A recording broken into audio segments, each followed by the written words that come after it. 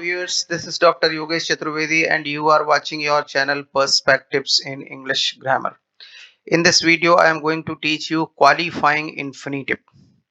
This is the second part of infinitive. Okay, in the first part, I have taught you simple infinitive which works as a noun. So let us see how an infinitive works as an adjective and adverb. The infinitive that works as an adverb and adjective is called qualifying infinitive. A qualifying infinitive does the following functions of an adjective or adverb. ये आगे जो हम आपको बताने जा रहे हैं वो adjective के और adverb के functions हमारा qualifying infinitive करता है एज एन एडवर्ब पहले देखेंगे कि एज एन एडवर्ब कौन कौन से फंक्शन करता है इन्फिनेटिव। तो as an adverb the qualifying infinitive does the following functions. एक एडवर्ब के तरीके से क्वालिफाइंग इन्फिनेटिव ये जो मैं आगे दे रहा हूं ये सारे फंक्शंस वो करता है। जरा देखते हैं कौन कौन से फंक्शन करता है। सबसे पहला फंक्शन देखिए as an adverb of result. देखिए ये एडवर्ब ऑफ रिजल्ट का काम करता है इन्फिनेटिव। कैसे करता है जरा देखेंगे। When an infinitive coming after too plus adjective or adjective plus enough, it tells us about the result of the merit or demerit denoted by the adjective। तो जब कोई भी इन्फिनेटिव टू प्लस एडजेक्टिव के बाद आया हो या adjective plus enough के बाद में आया हो तो वो इन्फिनेटिव हमें रिजल्ट बताता है। लेकिन किसका रिजल्ट बताता है? एडजेक्टिव जिस मेरिट या डीमेरिट को डिनोट कर रहा होगा उस मेरिट की क्वांटिटी का रिजल्ट, उस मेरिट की क्वांटिटी का रिजल्ट बताता है। जैसे देखिए यहाँ दस it acts as a qualifying infinitive. तो एग्जांपल में देखिए he is too poor to continue his studies. देखिए मेरा मार्कर आप देखिएगा ध्यान से, ही इज टू पुअर। ये पुअर क्या है? एडजेक्टिव है। अब ये पुअर होना एक डीमेरिट है। ये डीमेरिट इतनी ज्यादा है कि उसका रिजल्ट क्या है? To continue his studies. अब देखिए टू कंटिन्यू हिज स्टडीज हमेशा नेगेटिव रिजल्ट बताएगा अगर T-O-O-2 के बाद आता। तो T-O-O-2 के बाद आने वाला इन्फिनेटिव नेगेटिव रिजल्ट बताता है और ये रिजल्ट होता किसका है? इस एडजेक्टिव की जो मेरिट है या मेरिट उसकी क्वांटिटी का रिजल्ट है। कि ये क्वांटिटी इतनी ज्यादा है, इसीलिए जब हम इसे रिजल्ट की क्लॉज में लाते हैं तो ये जो इधर पार्ट बनता है इन्फिनेटिव से जो डेवलप होता है उसमें नॉट लगाना जरूरी होता है। जैसे देखिए he is so poor that he can not continue his studies, तो आपको नॉट लाना पड़ा। तो दैट से शुरू जो हुआ है पार्ट ये आपका एडवर्ब क्लॉज ऑफ रिजल्ट है। क्योंकि ये इन्फिनेटिव फ्रेज पूरा रिजल्ट बता रहा है तो ये रिजल्ट की क्लॉज में जाएगा। अब देखिए ये हमारा यूजफुल क्यों है इसको स्टडी करना? इसलिए यूजफुल है कि मान लीजिए ऐसा सेंटेंस दे दिया जाए तो आपको बहुत सारे इंस्ट्रक्शंस मिल सकते हैं ट्रांसफॉर्मेशन में। जैसे आपसे कहा जा सकता है रिमूव टू, तो आपको क्या करना है कि he is so poor that he can not continue his studies, ये सही हो गया। फिर आपसे कहा गया यूज दैट, तो भी आपको यही काम करना है क्योंकि यहाँ सो लगाएंगे तभी तो दैट लगा के रिजल्ट की क्लॉज बना पाएंगे। तो he is so poor that he can not continue his studies, ऐसे ही कर लिया। फिर आपसे कहा चेंज इनटू कॉम्प्लेक्स सेंटेंस, तो जब आपसे कहते हैं चेंज इनटू कॉम्प्लेक्स सेंटेंस तो दैट के पहले का पार्ट होता है आपका मेन क्लॉज और दैट से आपकी शुरू होती है सबऑर्डिनेट क्लॉज। क्योंकि जो एडवर्ब क्लॉज ऑफ रिजल्ट है वो सबऑर्डिनेट क्लॉज है, तो सेंटेंस अपने आप वैसे ही कॉम्प्लेक्स हो जाता है। तो ये भी इंस्ट्रक्शन आपको मिल सकता है। तो he is so poor that he can not continue his studies. एक इंस्ट्रक्शन दे सकते हैं कि चेंज इनटू नेगेटिव सेंटेंस, तो आप जानते हैं दैट वाले सेंटेंस में नॉट आएगा तो वो नेगेटिव भी अपने आप बन गया। ठीक है। फिर रीजन के भी, अब अगर ये रिजल्ट है, इन्फिनेटिव फ्रेज रिजल्ट बता रहा तो इन्फिनेटिव फ्रेज के पहले का पार्ट रीजन है, तो ये सेंटेंस में आपको रीजन वाले इंस्ट्रक्शंस भी मिल सकते हैं। ये भी कहा जा सकता है बिगिन विद सिंस, तो आप कहेंगे since he is very poor he can not continue his studies. As he is very poor he can not continue his studies. Because का यूज भी कर सकते हैं, he can not continue his studies because he is very poor. तो इस तरीके से ये जानना कि ये रिजल्ट है ये रीजन है, इतने जानने से ही आप बहुत सारे इंस्ट्रक्शंस को फॉलो कर सकते हैं। आप जान जाएंगे कि क्या करना है। इसी तरीके के बाकी एग्जाम्पल हैं। The shelf is too high for me to reach it, तो टू रीच इट ये हाई का रिजल्ट है कि ऊंचाई की जो क्वांटिटी है वो ज्यादा है और उस क्वांटिटी का रिजल्ट क्या है कि मैं उस पर पहुंच नहीं सकता। तो the self is so high that I can not reach it. तो ये हाई के बाद जो दैट लगा के सेंटेंस बना है, ये आपका एडवर्ब क्लॉज ऑफ रिजल्ट में जा रहा है। यहां पर आपका ये infinitive to reach it result बता रहा है। तो अब देखो यहाँ इनफ के बाद जो रिजल्ट आ रहा है वो पॉजिटिव है। जैसे देखिए ही she is rich enough to buy a car, तो इसी को कर सकते हैं she is so rich that she can buy a car. आप नॉट नहीं लगाएंगे, that she can buy a car. तो इस तरीके से ये यहाँ पर आप कर सकते हैं। अगला देखिए हमारा, तो ये आपका एडवर्ब ऑफ रिजल्ट का काम कर रहा था। अब देखिए एडवर्ब ऑफ पर्पस या रीजन का भी काम करता है हमारा infinitive, qualifying infinitive. When an infinitive comes after an action verb and answers the question of why, it acts as an adverb of purpose or reason. देखिए हमने आपसे कहा था पिछले वीडियो में कि अगर हमारा इन्फिनिटिव एक्शन वर्ब के बाद में आता है और व्हाट का आंसर बनता है तो ऑब्जेक्ट ऑफ द वर्ब है और उसे सिंपल इन्फिनिटिव कहेंगे। लेकिन एक्शन वर्ब के आने पर अगर वाई का आंसर बनेगा तो या तो वो पर्पस बता रहा है या फिर वो रीजन बता रहा है। तो या तो रीजन की क्लॉज में डेवलप हो सकता है वो, या पर्पस की क्लॉज में डेवलप हो सकता है। जरा एग्जांपल देखते हैं। He went to market to buy some vegetables. जरा चेक कर लेते हैं ये क्या बता रहा है। तो मैंने वेंट तक क्वेश्चन किया, व्हाट डिड ही गो नहीं मालूम क्योंकि ऑब्जेक्ट तो है नहीं है।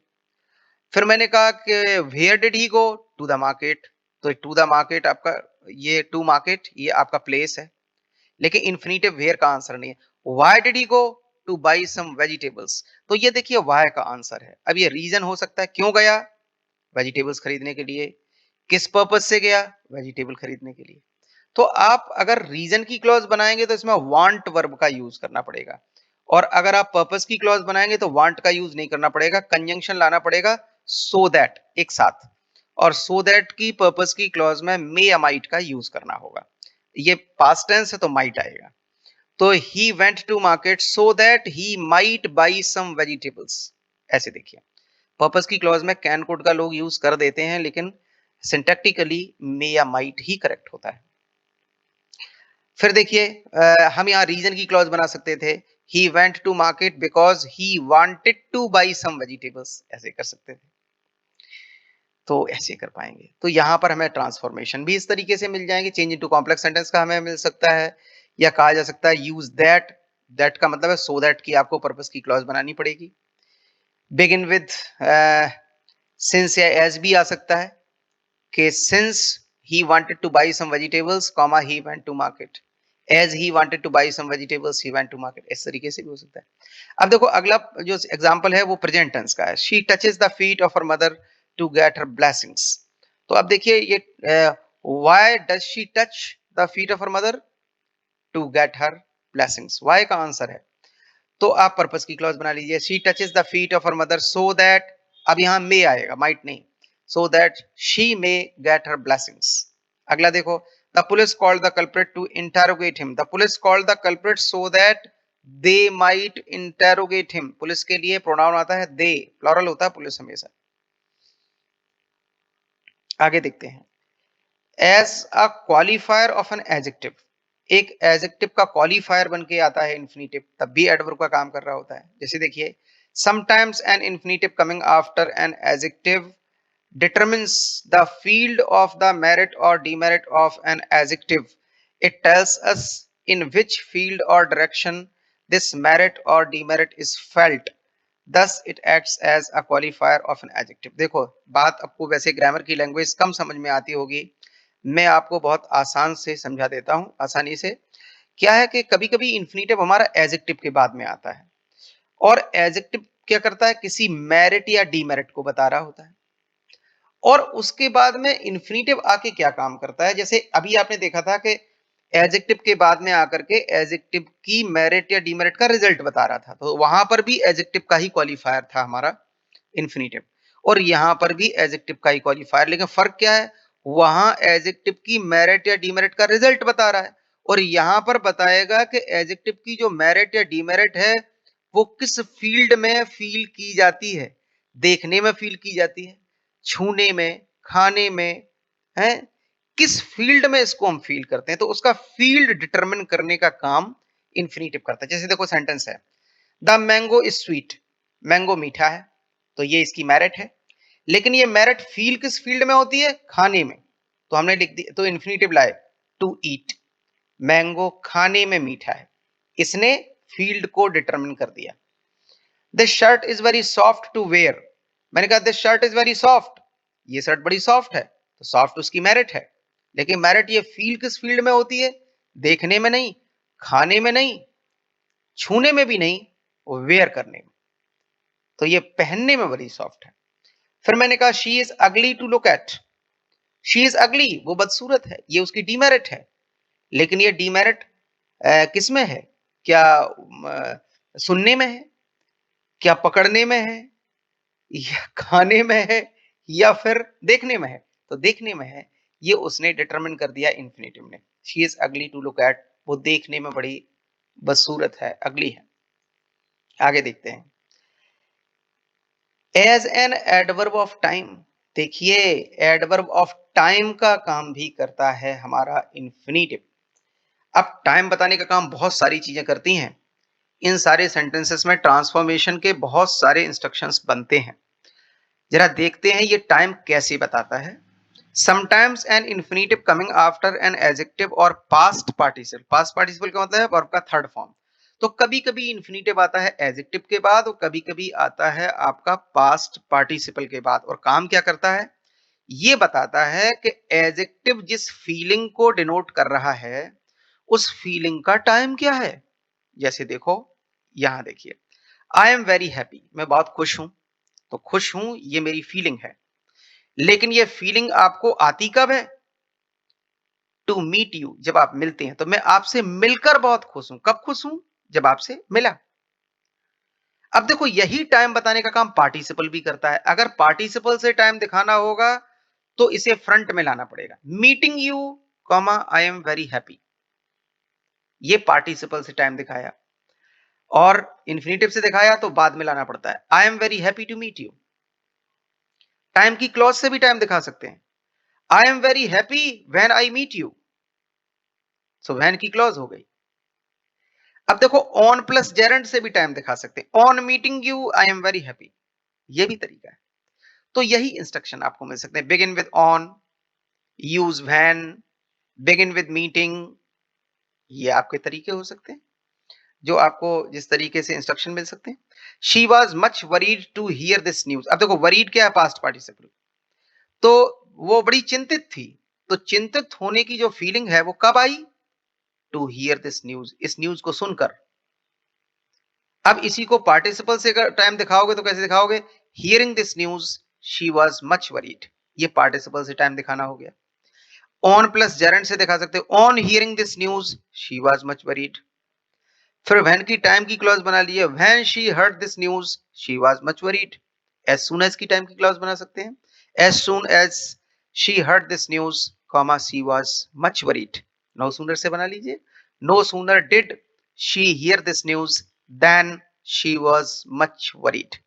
तो ये टाइम के फंक्शंस भी आप इन्फिनेटिव से दिखाते हैं। लेकिन इन्फिनेटिव जो टाइम बताएगा एक तो एडजेक्टिव के या पास्ट पार्टिसिपल के बाद में आके बताएगा, एक तो शर्त ये है। दूसरी शर्त ये है कि ये बिगिनिंग में नहीं आएगा जब भी टाइम बताएगा, तो ये प्रेडिकेट पार्ट में आता है हमेशा। आगे देखते हैं, एज एन एडजेक्टिव कौन कौन से काम करता है हमारा इन्फिनेटिव। आप जानते हैं एडजेक्टिव का रिलेशन नाउन से होता है, यानी अगर हमारा इन्फिनेटिव नाउन को डिस्क्राइब करने लगेगा तो हम कहेंगे ये एडजेक्टिव का काम कर रहा है, वो भी क्वालिफाइंग इन्फिनेटिव होगा। तो देखिए ये नाउन को कैसे डिस्क्राइब करेगा। As an adjective the qualifying infinitive does the following functions, एक एडजेक्टिव के तरीके से ये वाले फंक्शंस हमारा इन्फिनेटिव करता है। कौन कौन से? जरा देखो, दो फंक्शन है केवल। एक है telling the use of a noun, ये किसी नाउन के बाद आएगा और ये बताएगा कि उस नाउन का यूज कैसे होना है, उस नाउन का क्या करना है। देखो कैसे, sometimes an infinitive coming after a noun tells us how this noun will be used, thus it acts as a qualifier of a noun। यहाँ of a noun नहीं लिखा है, ये मिस्टेक है इसमें टाइपिंग की, तो qualifier of a noun। तो देखिए जैसे ये लिखा हुआ है he had a fine house, उसके पास एक अच्छा घर था। और उस घर का क्या करना था? टू लिव इन, रहना था, रहने के लिए अच्छा घर था। अब बहुत सारे लोग इसको पर्पस समझने लगते हैं। देखो पर्पस होता है एक्शन का। He had a fine house, इसमें कोई एक्शन है? नहीं है। तो जब यहां कोई एक्शन नहीं है तो ये पर्पस नहीं बता रहा है। ये बता रहा है हाउस का यूज और एडजेक्टिव का काम कर रहा है। तो इसका डेवलपमेंट भी एडजेक्टिव क्लॉज में ही होना चाहिए। He had a fine house which he could live इन, उसके पास एक अच्छा घर था जिसमें वो रह सकता था। Which he could live in, adjective clause में डेवलप होना चाहिए। This is the chair for you, ये चेयर आपके लिए है। अब इसमें कोई एक्शन नहीं है तो आगे ये पर्पस नहीं बता रहा है। ये क्या बता रहा है? चेयर का यूज, कि फिर चेयर, ये चेयर आपके लिए है, आपको इस चेयर का क्या करना है? टू सिट ऑन, ये चेयर आपके बैठने के लिए है, यानी आप इस पर बैठ सकते हैं, इसका बैठने में यूज कर सकते हैं। Now there is no question for me, मेरे लिए कोई क्वेश्चन नहीं है, यहां पर कोई एक्शन नहीं है, तो ये पर्पस नहीं है। क्वेश्चन का यूज, कोई क्वेश्चन नहीं है मेरे लिए, किस किस यूज के लिए? सॉल्व करने के लिए, यानी मेरे पास अब सॉल्व करने के लिए कोई क्वेश्चन नहीं है।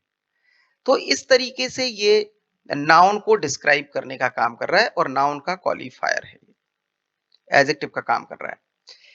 अब देखिए ये जो अभी हमने नाउन बताए हैं ये सब के सब नॉन लिविंग थे। नॉन लिविंग का तो यूज बताएगा, और अगर पर्सन हो कोई नाउन तो उसका क्या बताएगा? उसके साथ फ्यूचर में होने वाली happening, telling the future happening with a noun और pronoun. Sometimes an infinitive coming after a noun और pronoun tells us what will happen with that noun और प्रोनाउन। कभी कभी किसी नाउन प्रोनाउन के बाद में आने वाला इन्फिनेटिव ये बताता है कि उस नाउन या प्रोनाउन के साथ क्या होगा आगे। Thus it acts as a qualifier of that noun और प्रोनाउन, और इस तरीके से ये उस नाउन या प्रोनाउन के क्वालिफायर का काम करता है। फॉर एग्जाम्पल देखिए, there are two prisoners in the jail, jail में दो कैदी हैं। अब कैदी का यूज तो नहीं बता सकते, उनके साथ आगे होने वाली हैपनिंग डिस्क्राइब कर सकते हैं। तो उनका क्या होना है? टू बी हैंग्ड, उन्हें फांसी पे लटकाया जाना है। तो फांसी पर लटकाए जाने के लिए जेल में दो कैदी हैं। फिर मैंने कहा ही हैड 5 डॉटर्स, उसके 5 बेटियां थीं। यहाँ कोई एक्शन नहीं है, आगे कोई पर्पस नहीं बताया जा रहा है। एक्शन नहीं है, एक्शन के बिना पर्पस नहीं होता है। तो उसके 5 बेटियां थीं, उन 5 बेटियों का क्या होना था? टू गेट देम मैरिड, उनकी शादी की जानी थी। तो उसके शादी करने के लिए 5 बेटियां थीं। तो इस तरीके से ये डॉटर्स का के साथ होने वाली फ्यूचर हैपनिंग, प्रिजनर्स के साथ होने वाली फ्यूचर हैपनिंग को बताने का काम कर रहा है। अब देखिए यहां पर एक और चीज मैं आपको बता दूं कि एक होता है infinitive used as finite verb. Infinitive होता तो नॉन फाइनाइट वर्ब है, लेकिन हम कभी कभी इसे नॉन फाइनाइट की तरह यूज करते हैं। कब और कैसे? देखिए आप जानते हैं कि मॉडल्स क्या होती हैं? Helping verb. और अगर हमारा इन्फिनेटिव किसी मॉडल से गवर्न होने लगा तो ना तो वो सिंपल इन्फिनेटिव होता है, ना वो क्वालिफाइंग होता है, फिर उसको हम कहते हैं infinitive used as finite verb. देखो यहाँ यहाँ क्या है, when an infinitive is governed by a model verb it acts as a finite verb। और जब हमारा इन्फिनेटिव किसी मॉडल से गवर्न होता है तो ये एक फाइनाइट वर्ब की तरह काम करता है। एग्जांपल देखो, यहाँ हैव क्या है? मॉडल है, ठीक है। ये हैव आपकी प्रेजेंट परफेक्ट टेंस की हेल्पिंग वर्ब नहीं है, ये मॉडल है। इसको आप has to, have to, had to के नाम से जानते हैं। ये टू इसके साथ नहीं बोला जाना चाहिए, ये टू इस इन्फिनेटिव का होता है। ये मॉडल है, इसके बाद ये इन्फिनेटिव आया और इस इन्फिनेटिव को ये मॉडल गवर्न कर रही है। तो अब ये जो इन्फिनेटिव है टू डू, ये ना सिंपल है ना क्वालिफाइंग है, इसको हम कहेंगे infinitive used as finite verb. I have to do my duty now. Used आपका क्या है? मॉडल है, जिसको आप यूज्ड टू के नाम से जानते हैं। ये टू भी यूज्ड के साथ नहीं बोला जाना चाहिए, ये इन्फिनेटिव का पार्ट होता है। टू टेल आपका इन्फिनेटिव है, यूज्ड आपकी मॉडल है, और ये टू टेल को गवर्न कर रही है।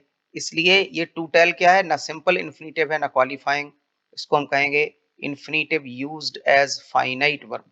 तो she used to tell lies.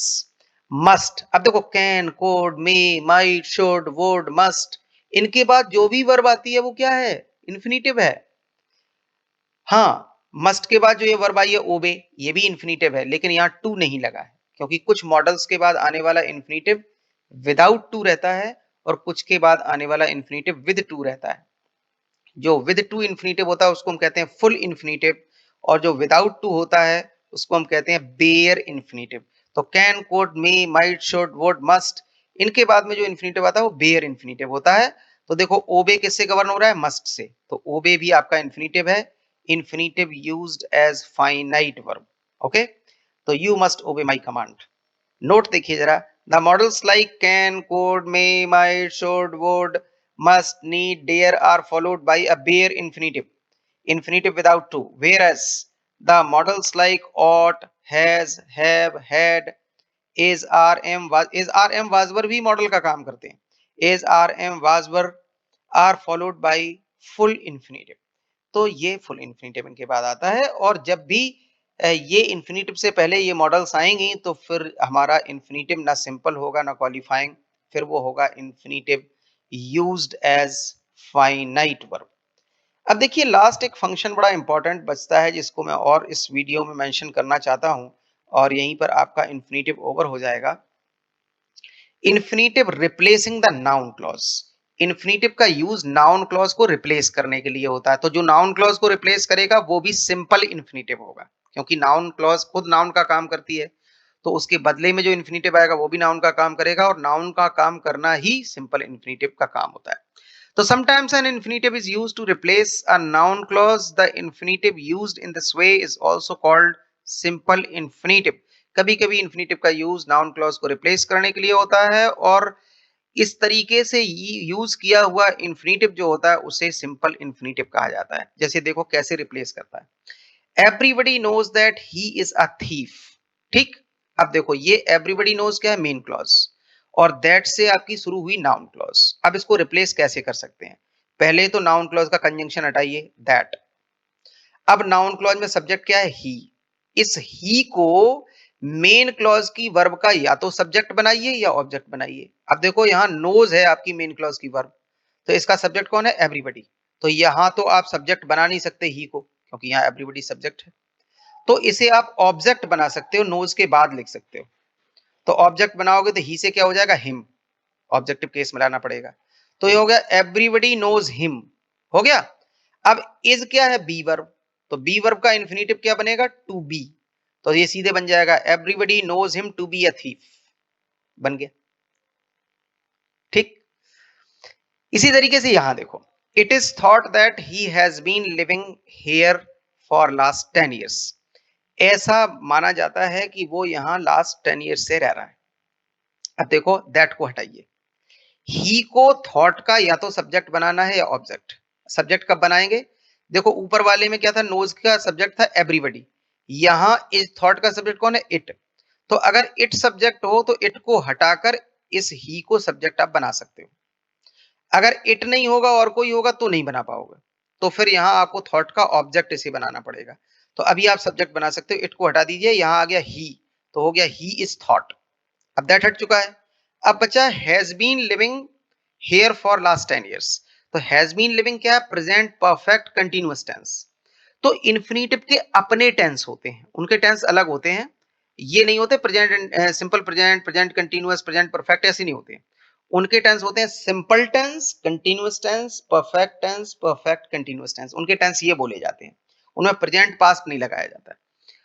तो जैसे सिंपल टेंस का इन्फिनेटिव हम आपको बता दें ये कैसे इन्फिनेटिव होता है। जैसे मैंने एक डू वर्ब को ले लिया, तो टू डू क्या है? सिंपल टेंस का infinitive. To be doing continuous tense का infinitive. To have done perfect tense का इन्फिनेटिव।